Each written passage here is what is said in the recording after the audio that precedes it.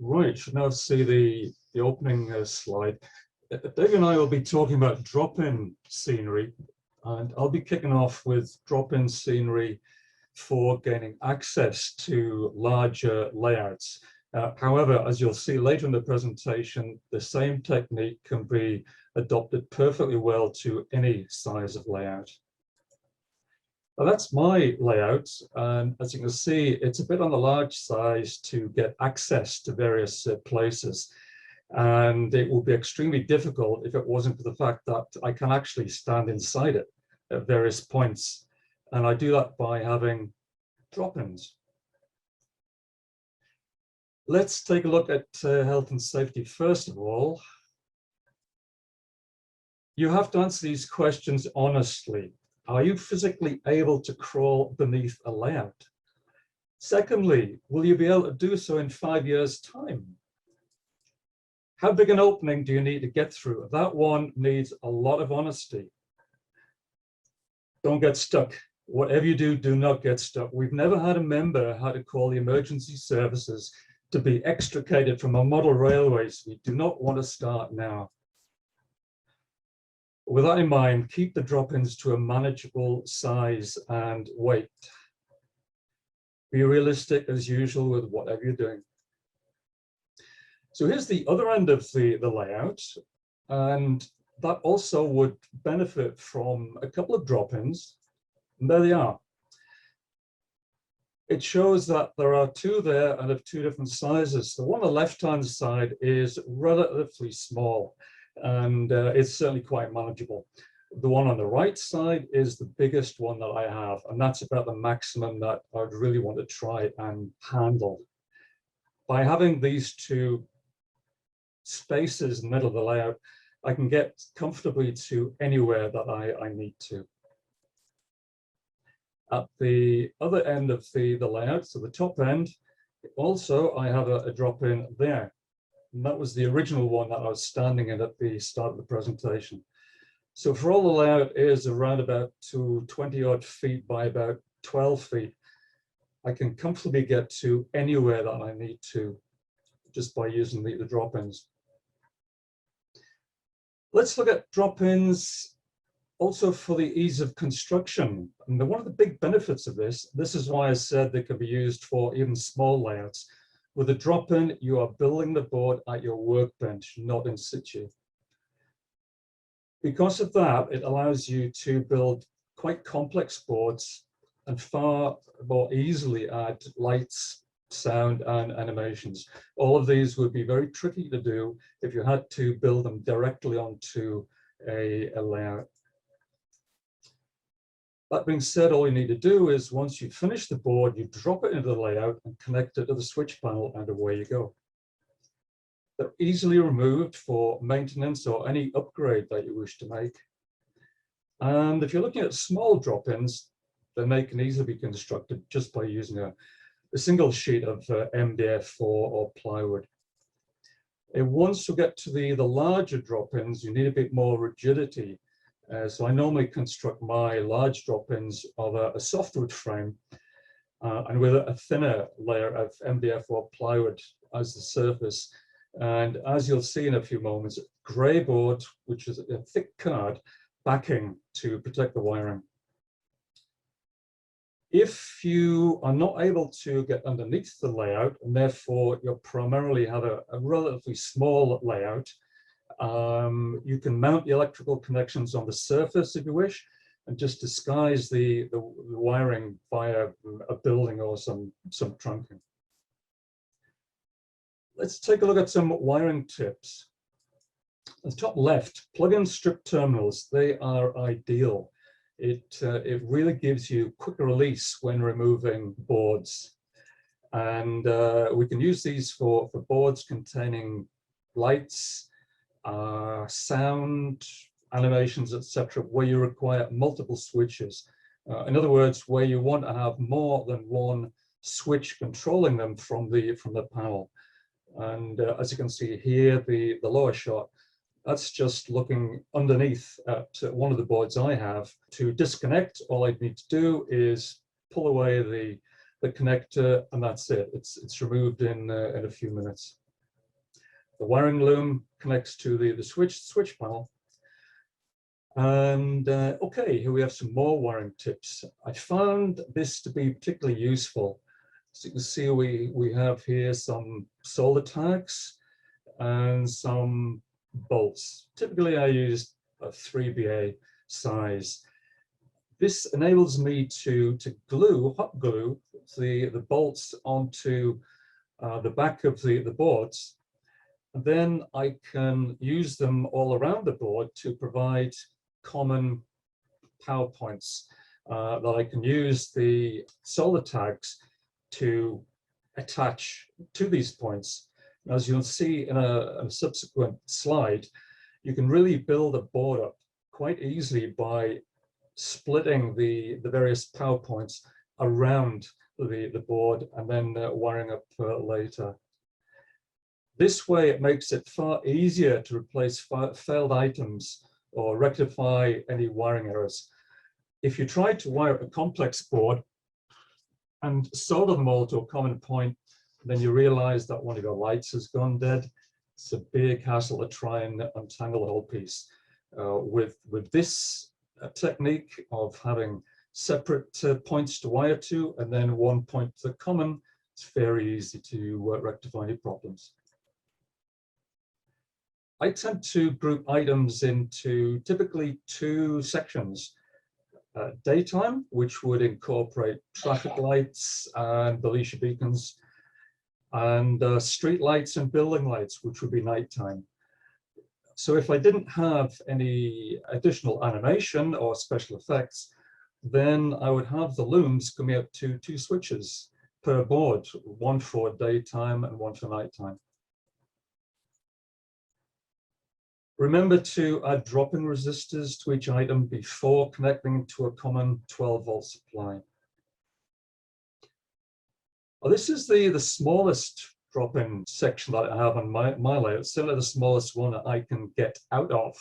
I think we'll take a look at this one in a bit more detail. There's the hole itself. I think it's about 18 by 12.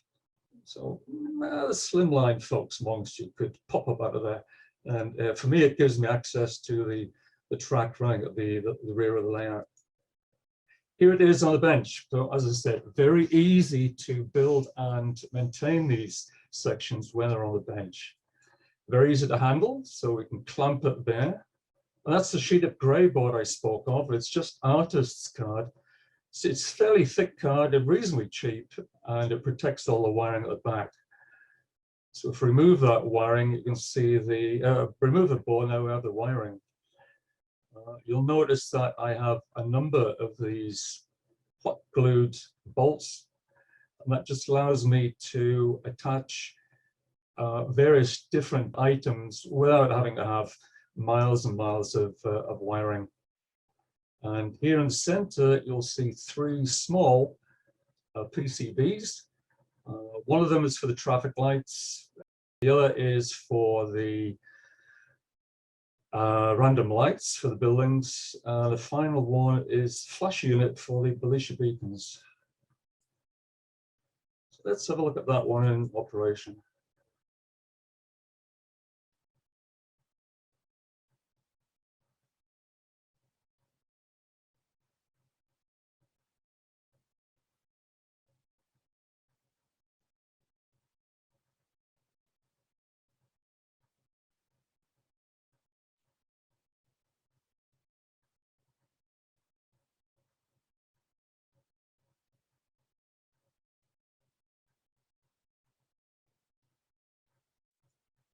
I think you'll agree, even in that small board, you can get quite a lot of detail.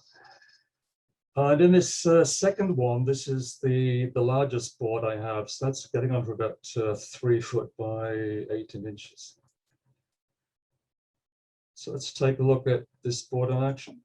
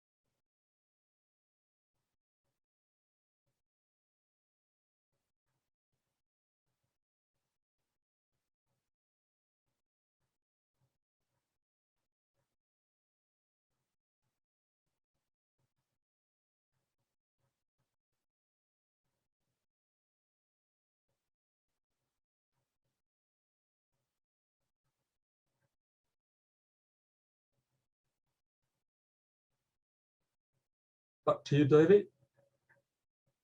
I mean, Keith was talking about drop-in scenery for a home layout, and it gave him the advantage of being able to build those units on his workbench and then transport them onto the layout.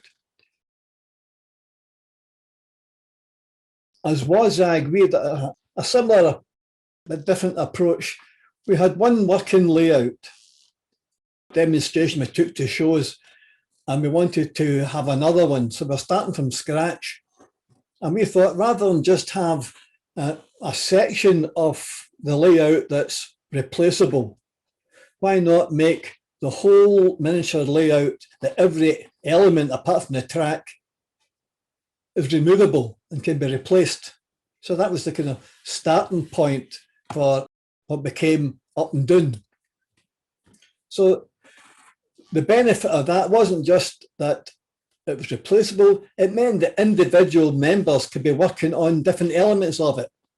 It became a joint activity for various members.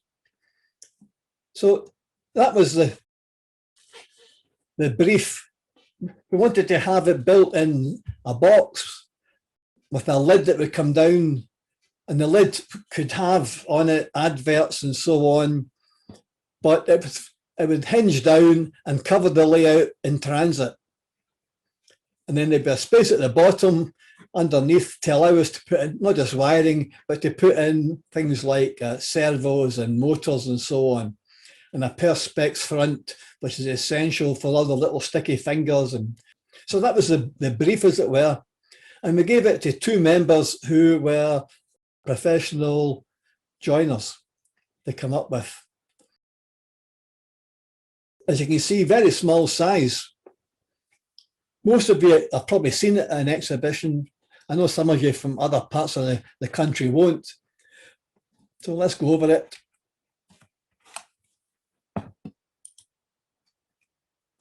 That's what we ended up with. You can see there that we've got a case.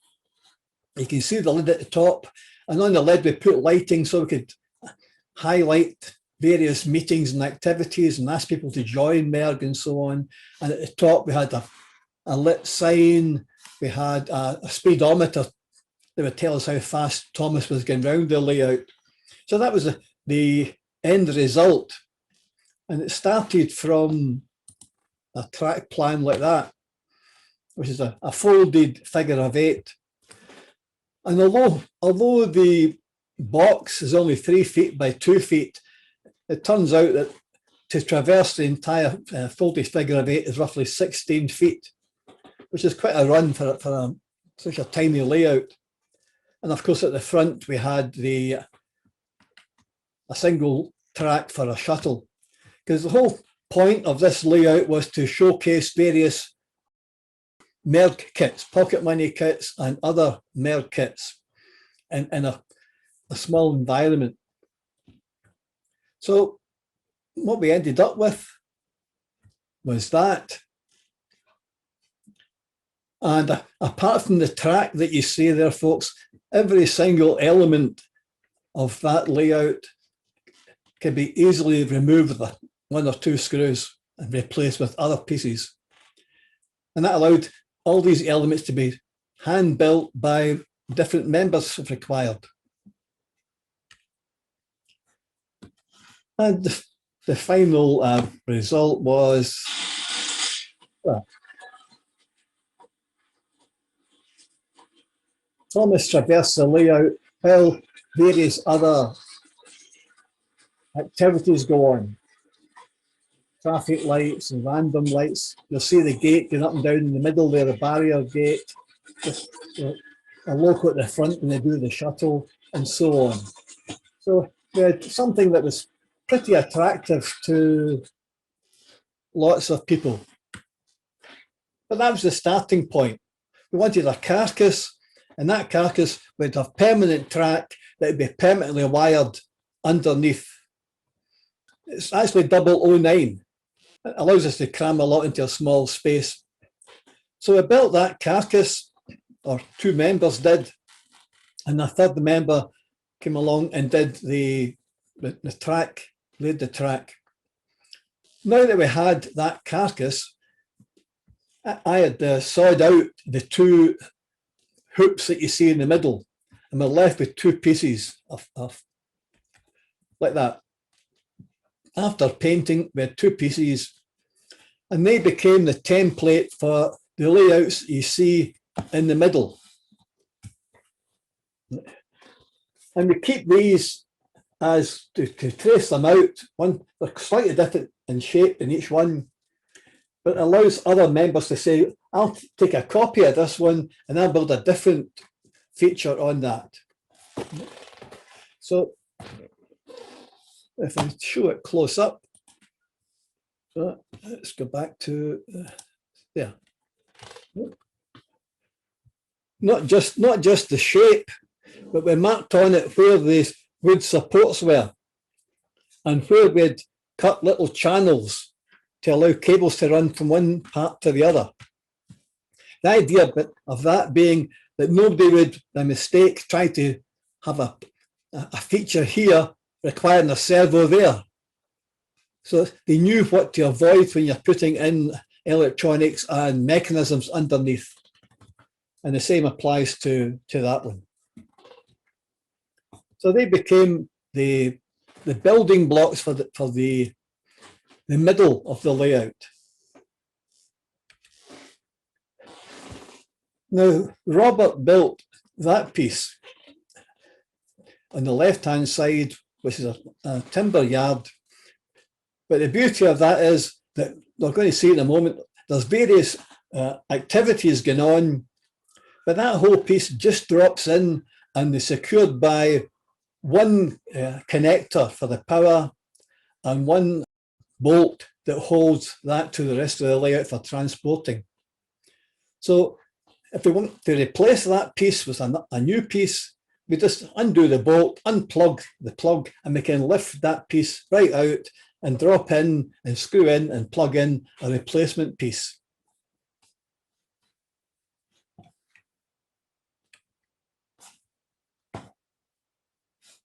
Let's just run it.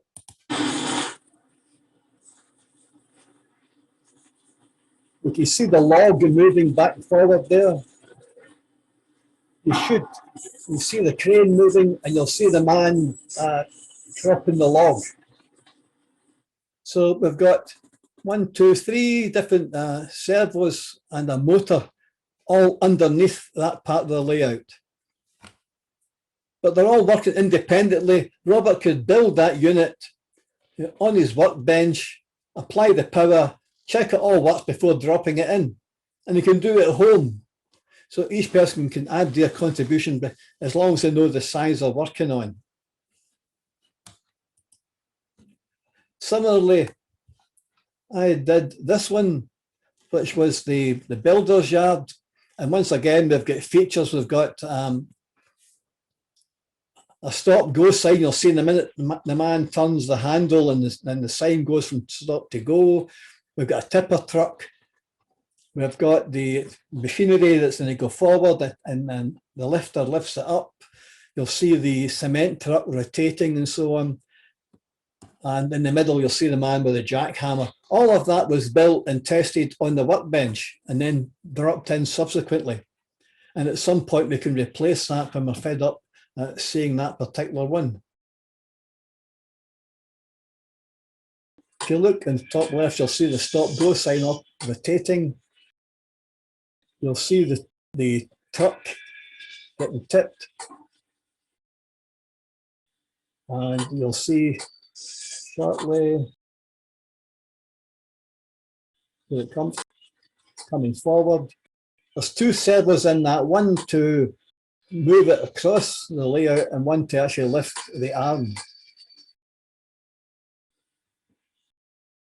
And there's also, you'll see that there's a twinkling LED for a brazier just as well. So and at the very back along the fence, we've got the warning lights twinkling. So there's a lot of little features built in there that can showcase the work that we do. And right in the middle, we've got, it's not a Merg pocket money kit, but it appeared in our journal about 6 years ago of the little pneumatic man, as we called it. Where is he? Because we're not only showcasing, there he goes.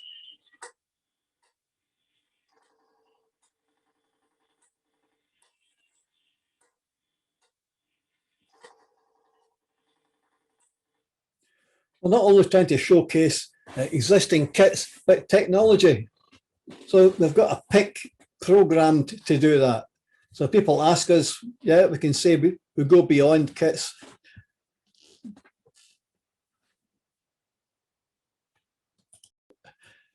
And then Neil built the station. And we've got a train detector, such that when the train comes into the station lights come on and the station master comes out to greet the train. And again, built as a drop-in piece. So let's have a look at that then.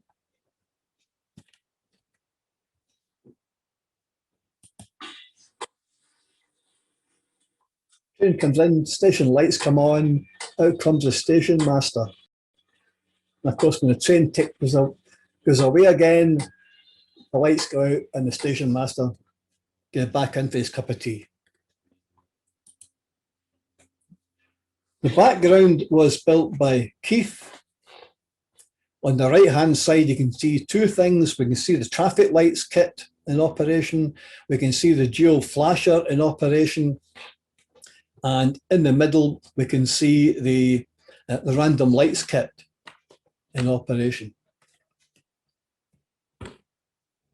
And that runs the whole of the back of the layout on that raised section. And on the left-hand side, we have a post office fire. With a joint activity to animate that section, we're going to have the windows there shows the flickering of flames. And then we're going to hear the sound of the fire engine arriving, and then we'll see the ladder elevating.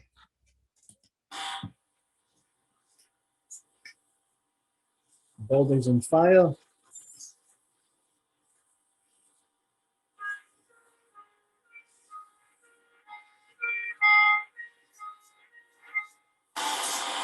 Got a DF player.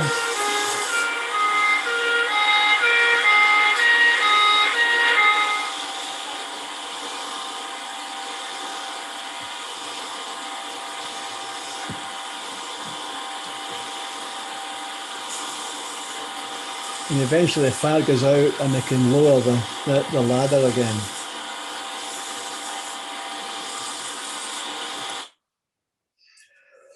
Underneath, to make all that work, we have a board. That's got a relay to operate the flames effect LED, because it takes a high current. We've got dual flashers for the fire engine and the police vehicles. On the left-hand side, you'll see a receiver, because we're using a fob unit to activate this.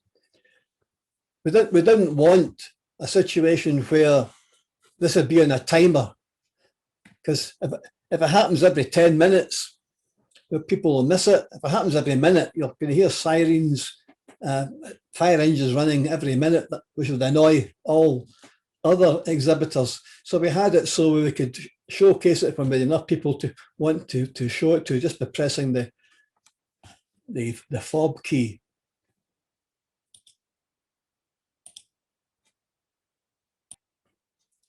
And then on the right-hand side, we've got a school. This picture was taken a little while ago, because you'll see on the rear wall of the school there's a brick wall. We've actually got a dog kennel there, and the dog comes out every so often and barks at a train that comes by as another feature. And also, just next to the school, we've got an ice cream van, just similar to what Keith's has, that every so often you'll hear the joyous sound of the ice cream vans arrived. So this is an earlier video. So we've got the roundabout. We've got the lights come on in the school. We have this is going back and forward here by sound. So it's actually an improvement in what we have there. And underneath that, Keith has built all this, 3 sets of motors to operate, one for the roundabout, one for the seesaw, one for the swing, and then a twin flasher, which have now augmented to include the player for the ice cream van. And we're using magnets here to actually put the power through to the school building. The school, if I go back a frame, that school building lifts up because along the front we've got a shuttle.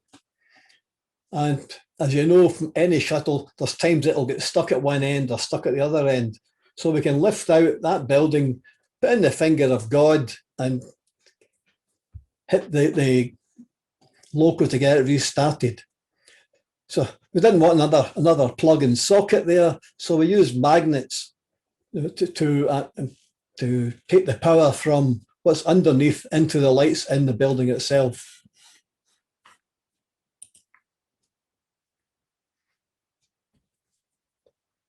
Even the front piece, which has just got on it a light above the sign and the dual flasher for the recovery vehicle and the man welding underneath the vehicle. All of that was just built on a single piece and then 2 screws to hold it in. All of what you saw can be replaced by anything else. The idea being that over a period of time, lots of clubs layouts have to be scrapped because people are fed up seeing the same layout all the time. And we thought this will apply to our layout eventually. So why not have it that this time you come, you'll see a station at one end and you'll see a school at the other.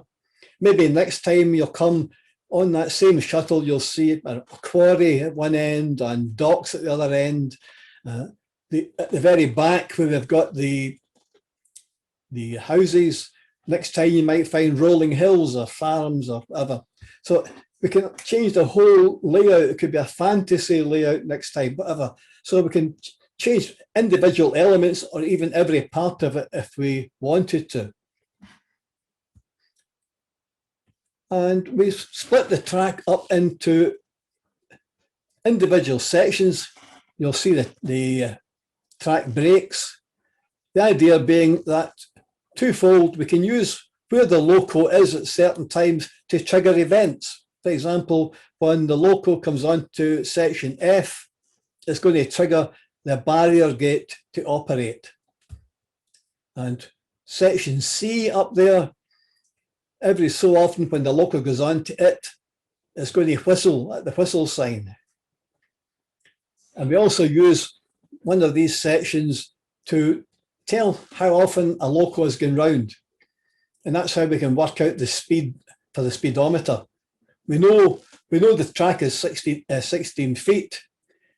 If we then take 10 readings on section C, we can work out the time it took to get those 10, and we can just do a calculation, work out the